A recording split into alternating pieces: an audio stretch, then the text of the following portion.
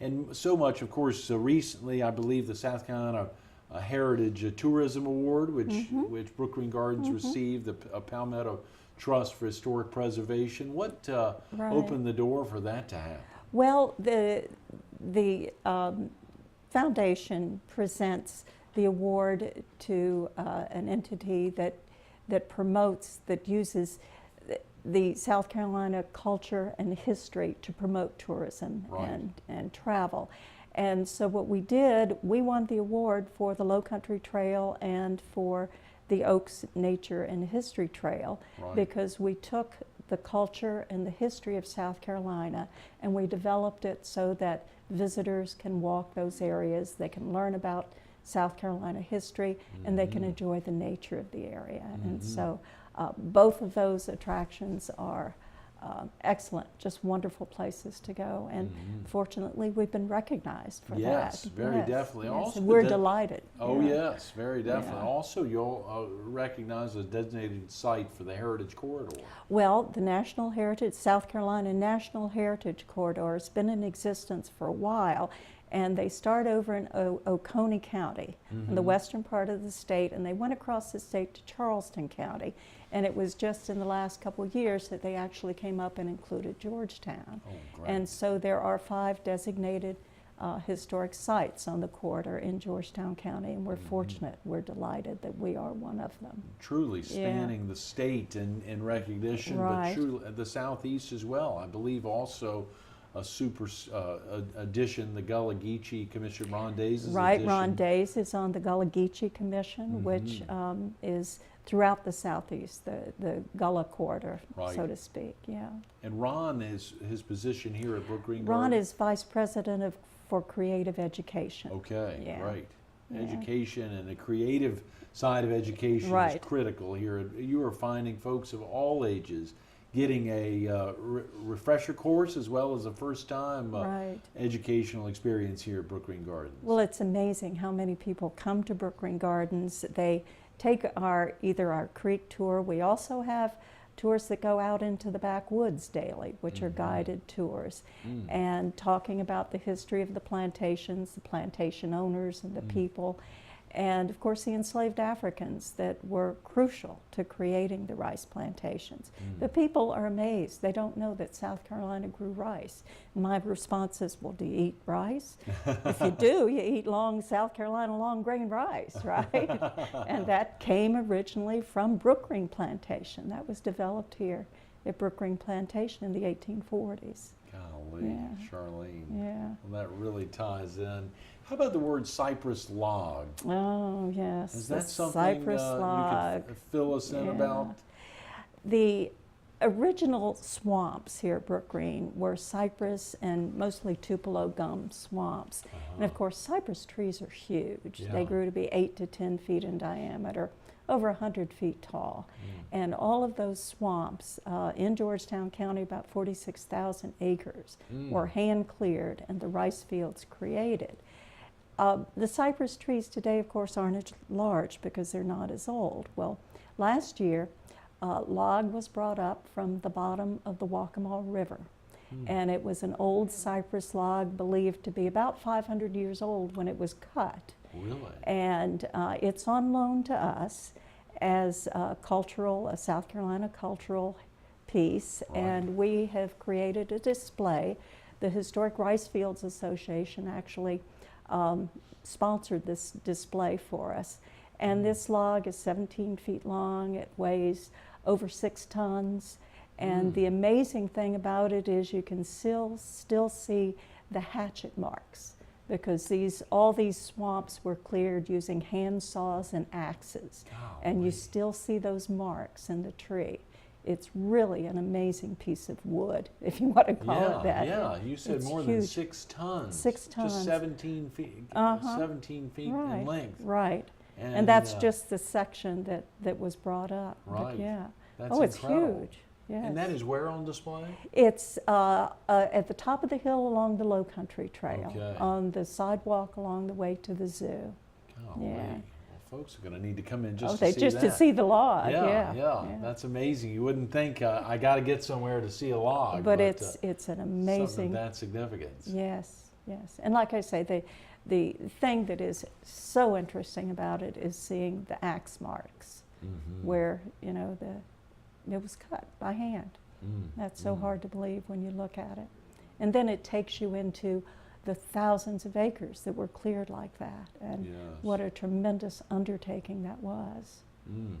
Charlene, you spoke of some of the archaeological, that's one coming out of the river, but you spoke of some archaeological digs that had taken place over the years, particularly trying to find even that early one. Are there some that y'all consider still doing, or are there some that are on the drawing boards to be done, or have there been done in the last 15, 20 years, or since your arrival? Well, you know, Brookgreen, the 4 plantations here, it's archaeology waiting to happen, the whole thing. Right. And we have been working over the last couple years with Dr. Cheryl Ward at Coastal Carolina University, who's the director of archaeological and anthropology department out there. And last summer, as part of their field class, they came to Brookgreen and went out to the Oaks Plantation and worked out there for 3 solid days, the students. And what they're doing is they're looking at the work that had been done before, remapping and revisiting it. And we're also looking at working with Cheryl in the future. We hope that we have, you know, formed a good relationship with Coastal and their archaeology department. Charlene, how about now? What's going on? Of course, our focus today was the historical initiative. What is going on now in respect, in relation to the historical aspect of Brookgreen Gardens? Well, it's everything at Brookgreen is historic if you look at it, you know. And one of the things that we've recently done is we've taken one of the early Huntington buildings that was built in 1931, or completed in 1931. And it was the building that was the home of Gurdon Green Tarbox Jr., who was the first horticulturist at Brookgreen, hired by Archer Huntington. And that was his home. He and his wife lived there until 1968, until his death. And the house kind of fell into disrepair. It was used offices for the horticulture department, and then we did some art studio work in that building. And our zoo administrative office and medical lab for the animals needed a place to go. And so we've done some renovation on that building, and we're reopening that as a renovated building.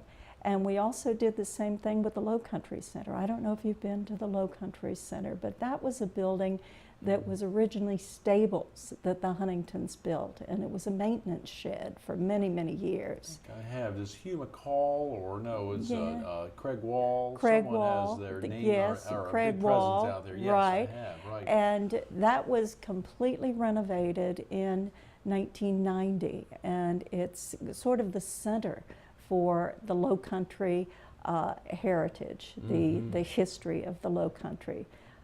So that building was completely renovated. So we're taking the old buildings like that and bringing them up to date and using them. We're not destroying them. And so that's history. There's another older building, and maybe that was one of the buildings that continues to be used out in the middle, not far from Dionysus. Well, there are 2 buildings there. The one is the old kitchen. The old kitchen. That was the original Brookgreen Plantation kitchen, and it's used as a cafe today. And then directly across from that is the Brown Sculpture Court, or the small sculpture court. And the entrance to that building, the building itself, was originally the overseer's house that was up along the Low Country Trail originally, but it was brought into the gardens, I believe, in the 1890s by the people that owned the plantation at that point. So it's been through some transitions. It was used as a caretaker's house. It was used as a welcome center for Brookgreen Gardens originally. So we keep reusing our buildings. You know, the few that we have, we don't want anything to happen to them. One of the amazing structures that is left is the rice mill chimney at Laurel Hill Plantation. And it was built in the 1820s. And it's over 100 feet tall, and it still stands up there all by itself on a bluff overlooking the Waccamaw River. That is fascinating. Yeah. Well, viewers really need to get down. I'm sorry we've run out of time. Charlene, Okay. thank you so much for being with us this morning. You're certainly welcome. We'll surely Enjoyed get it. folks out. This has been a Okay. treat. All right. Stay tuned to a little more All-American People with Charlene Winkler coming up next.